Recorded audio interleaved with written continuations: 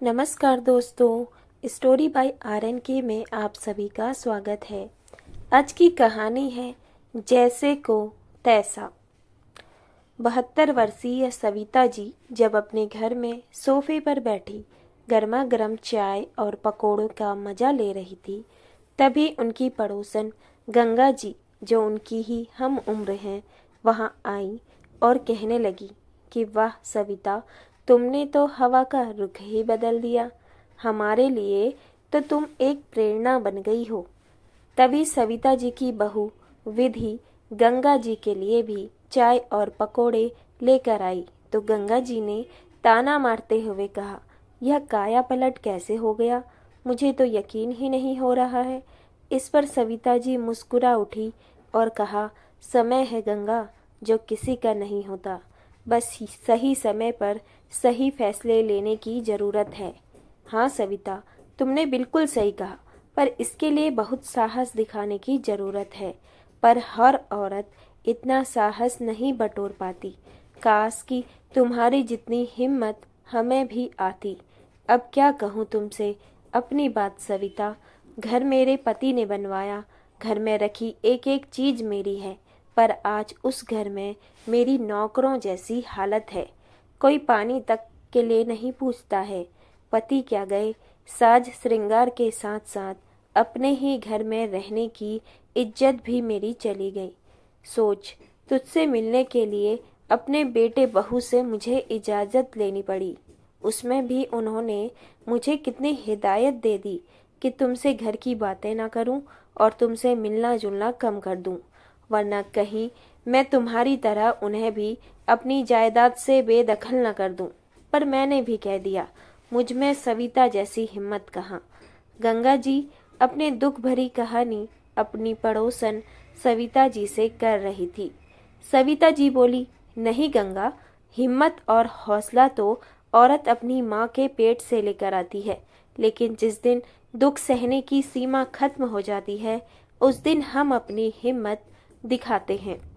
मैं तो यही कहूंगी कि क्यों अपने सहने की शक्ति को बर्बाद करती हो इन बच्चों के पीछे, जो तुम्हारे कभी अपने नहीं हो पाएंगे। आखिर में मैं और मेरे पति ने क्या कुछ नहीं किया अपने बेटे के लिए, पर आज उसने मेरी क्या हालत कर दी थी। यह सारी बातें तो तुम लोगों को और समाज वालों को पूरा पता भी नहीं है। अब क्या ही बताऊं तुमसे कि मुझ पर क्या बीती थी। आज भी याद है मुझे वो दिन। कहते कहते सविता जी की आंखों से झरझर आंसू बह रहे थे और वह अपनी पुरानी यादों में खो गई। तभी गंगा जी ने उनके हाथों पर अपना हाथ रखते हुए बोला, क्या हुआ था सविता? इतना सुनते ही सविता जी को ऐसा लगा जैसे किसी ने उनके पुराने जख्म को कुरेद दिया हो। फिर क्या था? सविता जी अपनी पड़ोसन गंगा जी से अपने हाले दिल बयां करने लगी। सुनो, घर में कितनी शांति है, कितना अच्छा लग रहा है ना? आप मेरी बात सुन रहे हो? हम दोनों एक साथ बैठकर चाय पीते हुए कितने अच्छे लगते हैं। मुझे शुरू से ही अपनी ऐसी ही दुनिया में खुश रहना था। कुछ महीने में हमारा परिवार भी पूरा हो जाएगा, फिर हमारी खुशियाँ और दुगनी हो जाएंगी। पर क्या आपकी माँ के यहाँ रहने से यह सब संभव हो पाएगा? कितना अच्छा होता अगर वह उधर ही रहे तो। यहाँ आ गई तो सरदर्द बनकर रहेंगी और खुद को इस घर की मालकिन जताएंगी।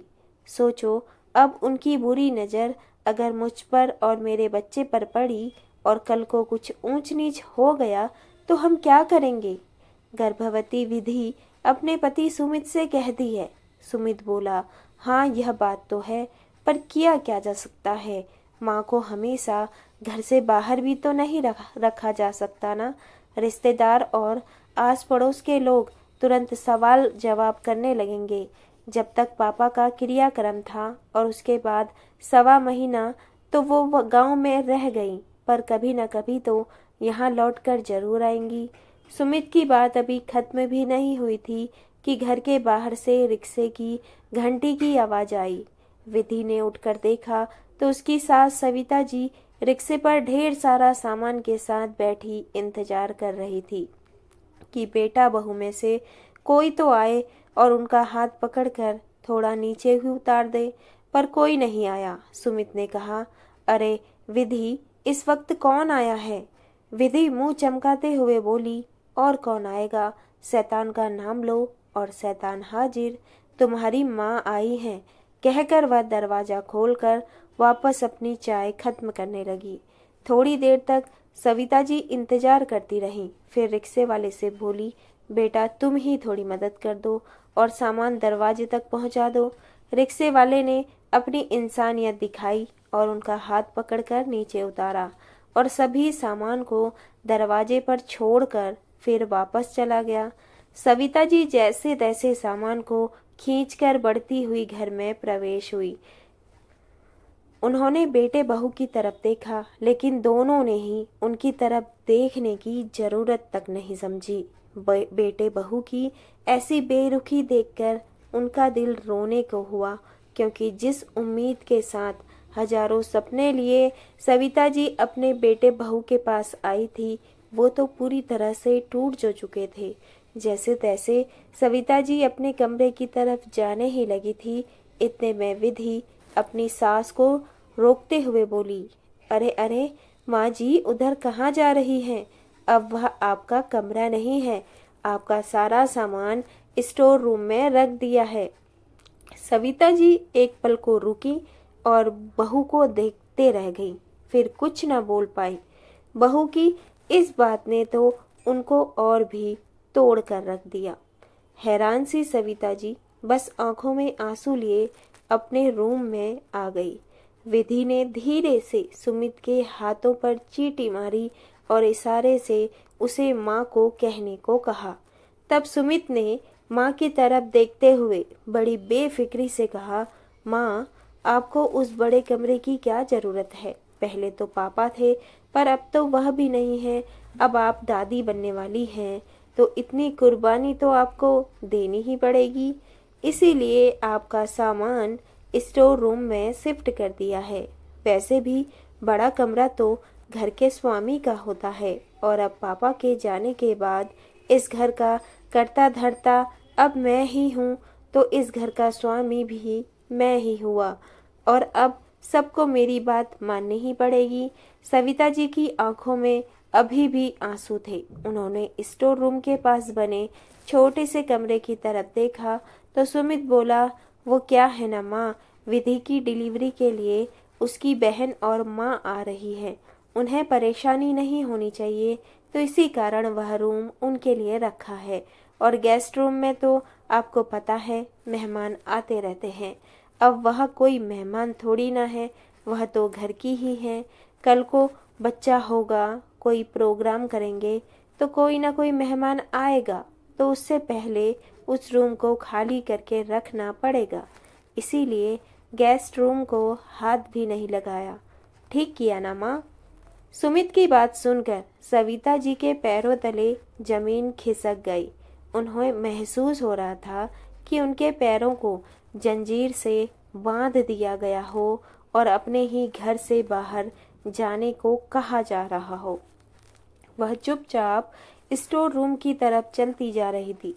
तभी सुमित बोला, अरे माँ, अपना सामान तो लेती जाओ और दरवाजे बंद कर देना, और हाँ, कुछ खाना पीना हो तो रसोई से ले लेना।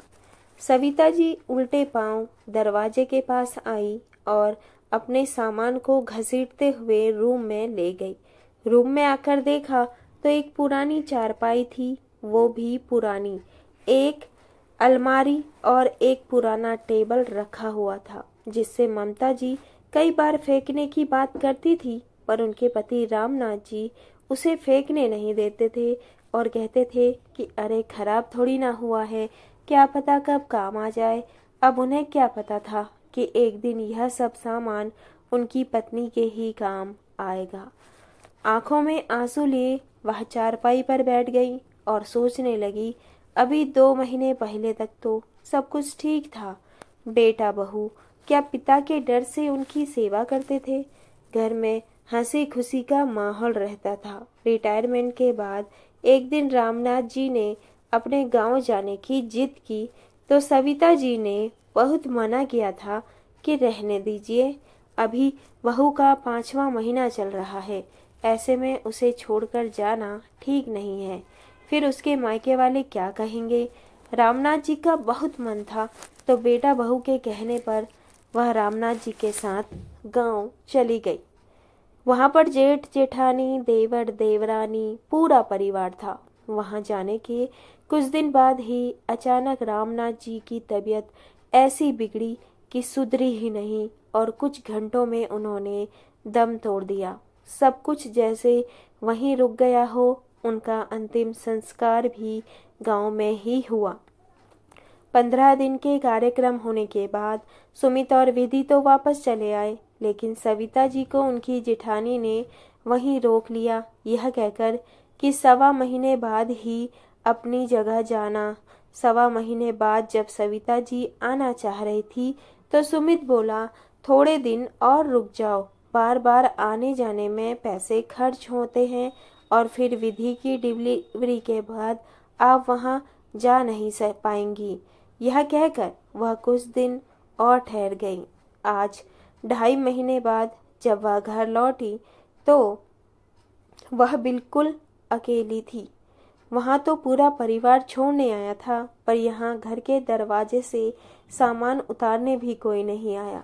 कोई काम कर रहा हो तो समझ में भी आए, पर घर में बैठे रहकर भी बेटा दरवाजे तक नहीं आया।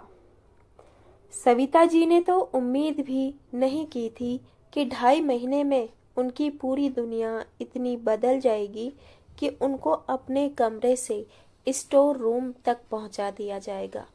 सविता जी यह सब सोच ही रही थी कि इतने में बाहर से कई लोगों की आवाज आने लगी। जाकर देखा तो जो बेटा बहू उनके लिए दरवाजे तक उठकर नहीं आ पाए, वह विधि के मायके वालों का स्वागत कर रहे हैं। सविता जी को आए हुए 2 घंटे हो गए, किसी ने एक गिलास पानी तक नहीं पूछा था। वहीं बहू के मायके वालों के लिए बेटा रसोई में जाकर खुद पानी का ट्रे सजाकर ला रहा था। इतने लोगों के बीच अपने आप को वह अकेला सा महसूस कर रही थी। वह चुपचाप जाकर अपने कमरे में लेट गई।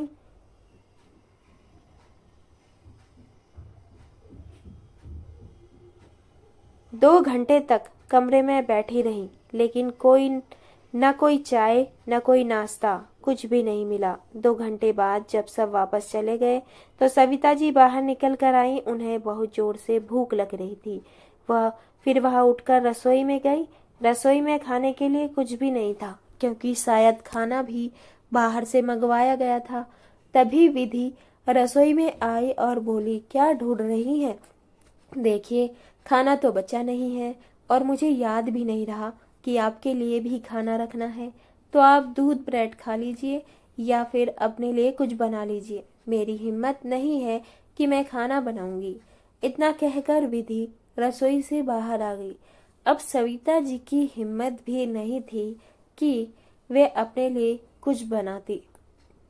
एक तो 2.5 महीने पहले का गम दिल से गया नहीं था। अपने पति की मौत का वह भूल भी नहीं पाई थी।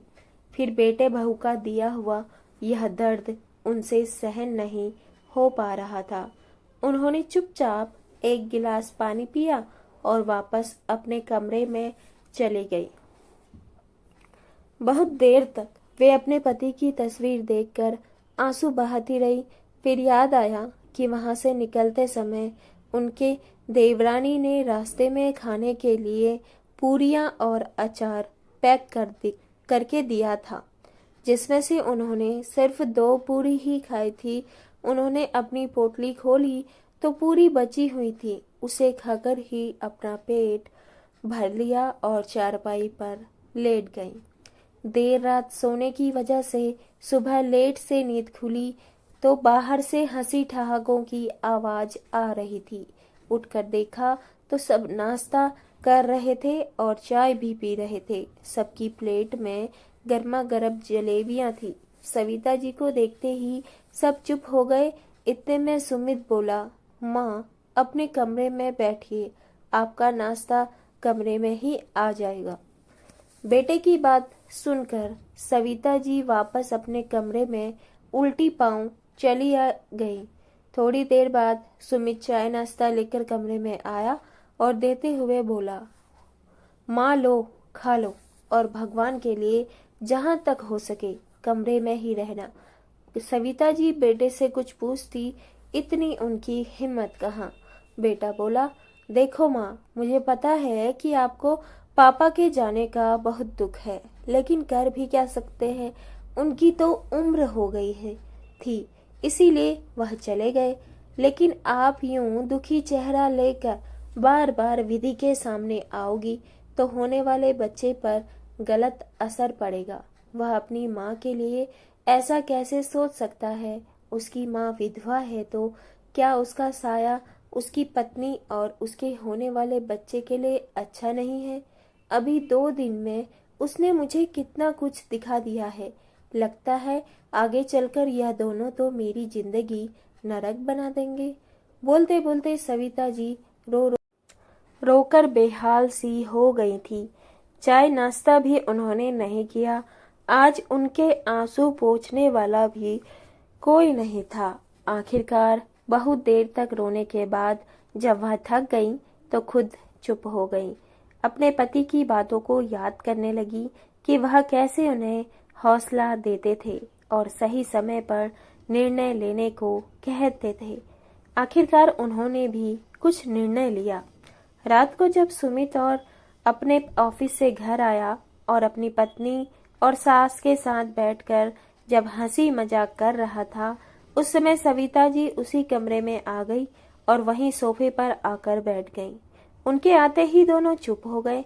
सुमित ने घूर कर सविता जी को देखा और बोला, माँ कल तुम्हें कुछ समझाया था ना, क्या दिमाग में कोई बात नहीं आती है। मैंने कहा था ना आपसे कि आपका मेरे बच्चे के आसपास रहना ठीक नहीं है। सविता जी बोली, हाँ याद है, तुमने कहा था कि मेरा साया तुम्हारी पत्नी और तुम्हारे बच्चे के लिए ठीक नहीं है क्योंकि मैं विधवा हो गई हूँ। पर बेटा, जब मेरा साया तुम्हारी पत्नी और बच्चे के लिए ठीक नहीं है तो तुम अपनी पत्नी को यहाँ क्यों रखते हो, लेकर कहीं और चले क्यों नहीं जाते। सविता जी की बात सुनकर सुमित भड़क गया और बोला, क्या कहना चाहती हैं। भला मैं क्यों घर छोड़कर जाऊं। अब घर का स्वामी मैं हूं और आप इस तरह से मुझसे बात नहीं कर सकती। स्वामी बेटा, मालिक तुम हो तो मैं तुम्हें बता दूं कि यह घर मेरे नाम पर है, तो किसी गलत फहमी में मत रहना। और घर का मालिक सिर्फ कह देने से नहीं बल्कि व्यवहार से बना जाता है। तभी विधि बोली, मम्मी जी आपको बता दें कि अब घर के सारे खर्च हम उठाते हैं और यह सब आपके बस की बात नहीं है। आटे दाल के भाव क्या है आपको पता भी नहीं होगा। सविता जी बोली, अच्छा तो अब तुम मुझे यह सब सिखाओगी। वैसे भी तुम्हारे पति के हाथ के आटे दाल मैंने नहीं खाए हैं। जब तक मेरे पति थे उन्होंने घर का सारा खर्चा अपने कंधों पर उठा रखा था। उनकी जब मौत हुई तब मैं गांव में थी और जब से मैं यहाँ आई हूँ तब से मैं तुम्हारे घर का कुछ भी नहीं खाई हूँ। इसीलिए मुझे आटे दाल का हिसाब मत देना। मैं अपने आटे दाल का बंदोबस्त खुद कर लूंगी। तुम लोग अपना बंदोबस्त कहीं और कर लो। सविता जी की बातें और उनका रुद्र रूप देखकर विधि की माँ बोली, अरे समधन जी, आप तो बच्चों की तरह बात को दिल पर ले रही हैं। बच्चे ही तो हैं, माफ कर दीजिए। सविता जी बोली, माफ कीजिएगा समधन जी, यह बच्चे नहीं हैं, अब यह खुद माँ बाप बनने वाले हैं। और उस समय आप क्यों नहीं बोली जब यह मेरे साथ इस तरह का व्यवहार कर रहे थे। आप भी तो कल से मेरे घर में है ना और यह सब कुछ देख भी रही हैं। फिर क्यों नहीं कहा कि यह सब गलत है। और आज जब आपकी बेटी और दामाद को मैंने थोड़ा सा बोल दिया तो आपको परेशानी हो रही है। बेहतर होगा कि आप चुपचाप रहें। मुझे कुछ नहीं सुनना है। आप अपनी बेटी और दामाद से कहिए कि अपना बंदोबस्त कहीं और कर ले। मैं अब इन्हें इस घर में एक पल भी रहने नहीं दूंगी। मैं थोड़ा सा क्या झुकी, इन्होंने तो मेरी कमर तोड़ने का ही बंदोबस्त कर दिया है। ऊंट को पहाड़ के नीचे आना ही पड़ता है। लगता है बचपन की सीख तुम भूल गए। सबने बहुत समझाया पर सविता जी मानने को तैयार नहीं थी। काफी देर बाद यह निर्णय निकला कि विधि को उसकी माँ मायके ले जाएगी और वहीं उसकी डिलीवरी करवाएगी। उस दौरान सुमित यहाँ घर का बंदोबस्त कर लेगा और अगर बंदोबस्त नहीं कर पाया तब तक यहाँ किराए पर वह अपने घर में रह सकता है। 2 दिन बाद विधि अपने मायके चली गई। यहाँ सुबह से शाम तक सुमित घर ढूंढता। जब थक हार कर घर आता तो सविता जी उसे एक गिलास पानी तक नहीं पूछती थी। सुमित बोला, माँ, आप इतना बदल जाएंगी मैंने सोचा नहीं था। मैं भूखा प्यासा रहता हूँ और आप मेरे सामने खा पी रही हैं। आप ऐसा कैसे कर रही हैं? सविता जी बोली, 2.5 महीने पहले तुम्हारी माँ रंग बिरंगी कपड़े और हंसती बोलती तुम्हारे पिता के साथ गए थे और जब लौट कर आई तो तुम्हारी माँ के जीवन से रंग तो निकल ही चुके थे। खुशियों का नाम और निशान भी नहीं था, पर तुम दोनों ने अपना रंग ऐसे बदला मानो घर में मेरा कोई अस्तित्व ही नहीं है। भूल गए ना बेटा, कैसे तुम दोनों ने मेरा स्वागत किया था? एक कप चाय भी नहीं पूछी थी। तुम लोगों ने तो याद रखो, जैसे को तैसा दिखाना माँ को भी आता है।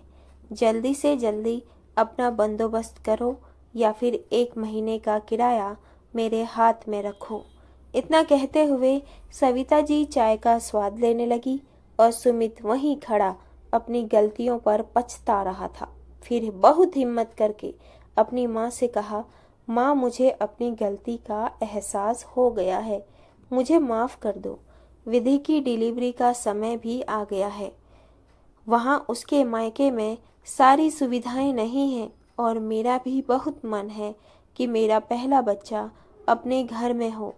अब आप विधि को यहाँ आने की आज्ञा दे दीजिए। मैं आपसे वादा करता हूँ, अब हमारी तरफ से आपको शिकायत का मौका नहीं देंगे। चाय की चुस्कियाँ लेती हुई सविता जी बोली, मुझे कोई शौक नहीं है तुम लोगों को परेशान करने का, लेकिन तुम लोगों ने ही अपनी मर्यादा पार की, तभी मुझको यह सब करना पड़ा। अगर तुम लोग अपनी मर्यादा में रहकर अपने बेटे बहू होने का फर्ज निभाओगे तो मैं भी माँ होने का पूरा फर्ज निभाऊंगी। जब तक मैं जीवित हूँ और तुम लोग मुझे पूरे मान सम्मान के साथ रखोगे तो मेरे मरने के बाद मेरी सारी जायदाद तुम्हारी होगी, नहीं तो मैं अपनी सारी संपत्ति किसी वृद्धाश्रम को दान करके वहीं चली जाऊंगी। आगे तुम्हारी मर्जी। सुमित के पास माँ की बात मानने के अलावा और कोई चारा नहीं था। उसने विधि को सारी बात बताई और उसे वापस घर बुला लिया। फिर दोनों पति पत्नी ने फैसला किया कि जायदाद हाथ से नहीं जाने दे सकते, इसीलिए माँ की सारी बात मानेंगे और उन्हें खुश रखने की कोशिश करेंगे। तभी सविता जी के पोते की रोने की आवाज़ आई और गंगा जी ने कहा, बहुत खूब सविता, तुमने बहुत सही किया। हम सबको भी ऐसा करना चाहिए।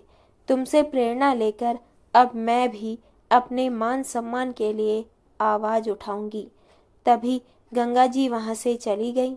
अपने कमरे में बैठी विधि यह सब कुछ सुन रही थी, पर वह चाह कर भी कुछ कर नहीं सकती थी, क्योंकि आज समय सविता जी का था। जैसे को तैसा मिला, ये तो होना ही चाहिए। तभी बहू और बेटा अपने बूढ़े माता पिता को दुखी नहीं करेंगे और चाह कर भी अपने फर्ज से मुंह नहीं मोड़ेंगे, अपनी मर्यादा में रहेंगे।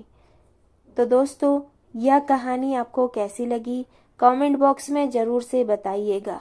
माता पिता भगवान की अमूल्य धरोहर होती हैं जो नसीब से मिलती हैं। ध्यान